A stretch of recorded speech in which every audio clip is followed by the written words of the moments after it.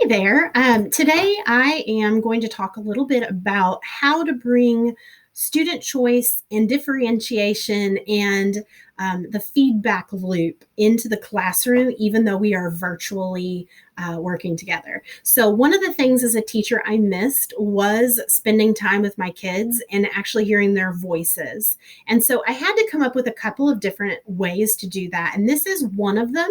So we are doing natural hazards in my classes. And so I went ahead and gave them four choices of things that they could do in their projects. They got to choose, didn't matter to me which one they did.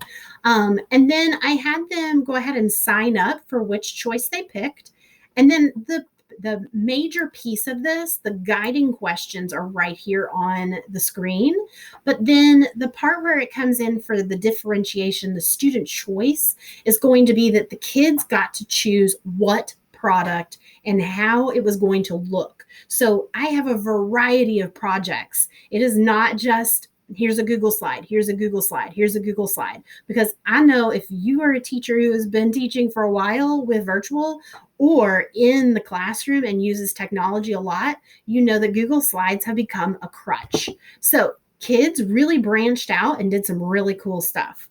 Now, those kids who maybe needed a little extra help, I gave them some research resources that they could look at. Now, if you are a student who's excellent at researching, you may not have relied upon my research, but these were here. It's another step of differentiation and supports.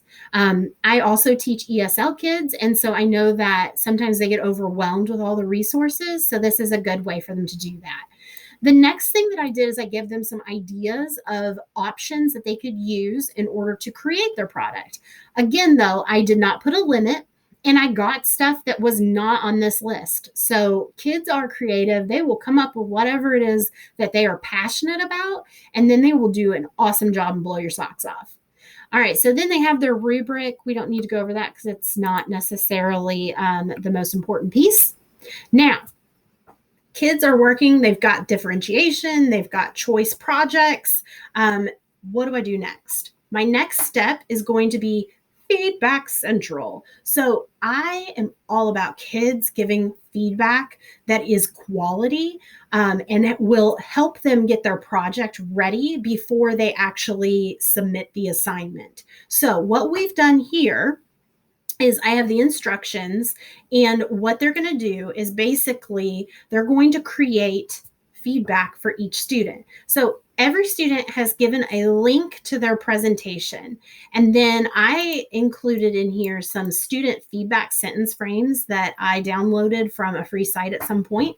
And I'm going to be honest, I don't know who they belong to, but if they're yours, please let me know. I'd love to give you credit because they are amazing.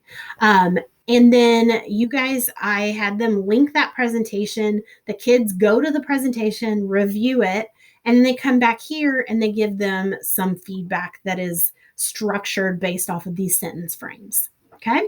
So what's happening now is that the students are getting all this good, yummy feedback, and then they're going to be able to change it and go ahead and resubmit their assignment or submit it, depending on the situation.